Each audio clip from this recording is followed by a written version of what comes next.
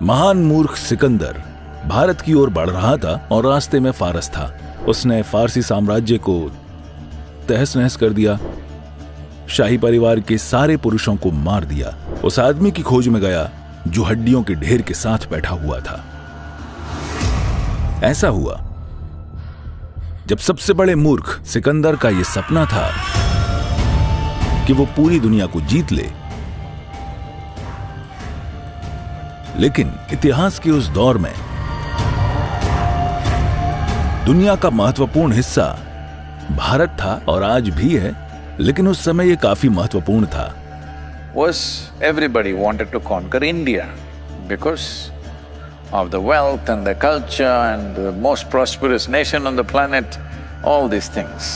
तो दौलत, संस्कृति और धरती पर सबसे समृद्ध देश होने और इन सब चीजों के कारण हर कोई भारत को जीतना चाहता था। तो वो भारत की तरफ बढ़ रहा था और रास्ते में फारस था। तो उसने फारस साम्राज्य को तहस नहस कर दिया, शाही परिवार के सारे पुरुषों को मार दिया और फिर वो आगे भारत की ओर जाना चाहता था।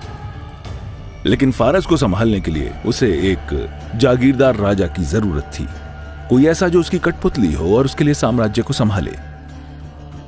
उन दिनों आप यूं ही किसी को चुनकर उसे वहां नहीं बैठा सकते थे, उसे शाही परिवार से होना चाहिए, वरना लोग उसे स्वीकार नहीं करेंगे।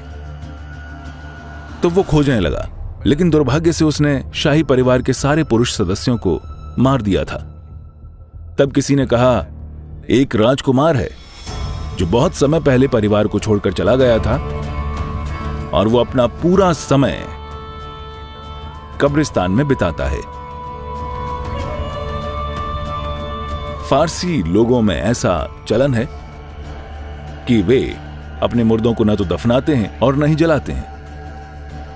वो बहुत चतुर लोग हैं, आज भी वो बहुत चतुर लोग हैं। मुर्दे पर जलाने की लकड़ी, ईंधन को क्यों बर्बाद करना? जलाने से हवा को क्यों प्रदूषित करना? धरती में गड्ढे खोदने की मेहनत क्यों करना? उसे बस यूं ही चिड़ियों और दूसरे मुर्दा भक्षियों द्वारा मांस खाने के लिए छोड़ दो, फिर सिर्फ हड्डियों को दफना दो, जो आसान है, क्योंकि 100 लोगों के मरने के बाद आपको एक बड़ी खुदाई करनी होगी, वो आसान होगा। मैं बस ये कह रहा हूं कि ये उनका तरीका है, ये उनकी परंपरा है। तो ये युवा राजकुमार घर छोड़कर चला गया।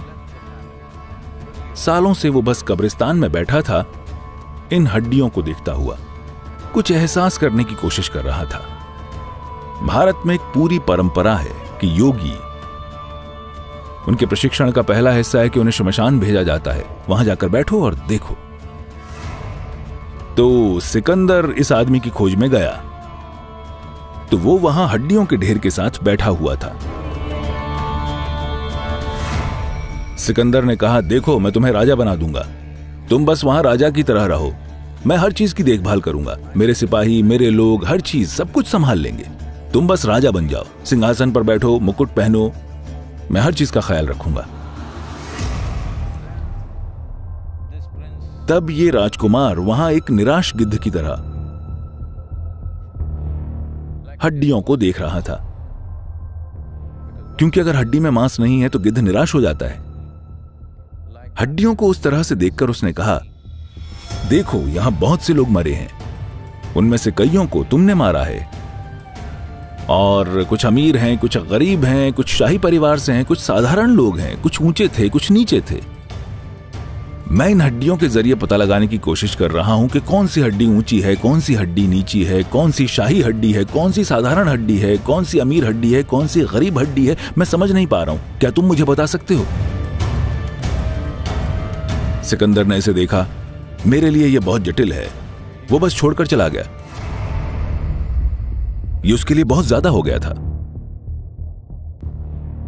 सबसे कीमती चीज आपका जीवन है और वो खिसकता जा रहा है।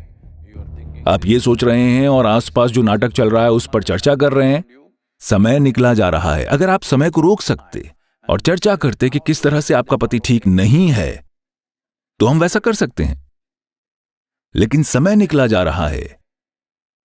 लेकिन हम ऐसी चीजों में समय लगा रहे हैं जिनकी हम परवाह नहीं करते। अगर आप जानते कि समय निकला जा रहा है, तो आप उन चीजों में समय नहीं बिताते जिनकी आप परवाह नहीं करते, है ना?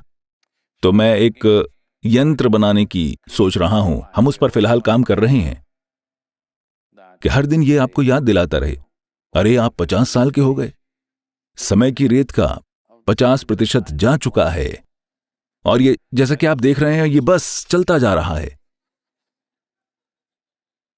आपने पुरानी रेत घड़ियां देखी हैं, वो आपको बस ये बताती हैं कि 1 घंटा खत्म हो रहा है। हम इसे थोड़ा बड़ा बना सकते हैं ताकि आपको पता चले कि पूरे समय आपका जीवन कैसे खत्म हो रहा है। क्योंकि अगर आप बैठते हैं तो वो चला जाता है, अगर आप खड़े होते हैं तो वो चला जाता है, अगर आप कुछ शानदार या आप कुछ बुरा करते हैं तो वो चला जाता है, आपने कुछ नहीं किया तो वो चला जा रहा है।